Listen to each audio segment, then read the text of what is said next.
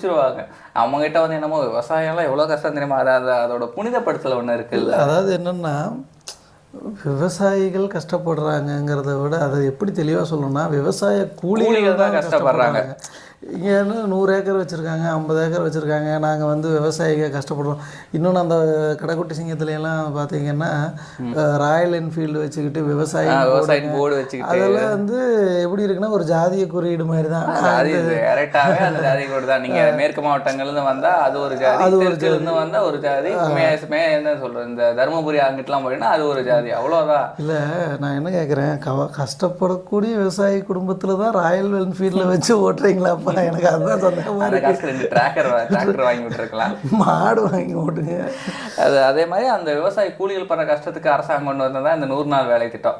அது என்னமோ அதனால தான் விவசாயமே அழிஞ்சு போச்சுன்னு பேசுவாங்க. நீங்கள் கொடுக்குற கூலியை ஒழுங்காக கொடுத்தா வரப்போகிறவங்க கண்டிப்பாக அந்த வேலை செய்ய தான் போகிறாங்க.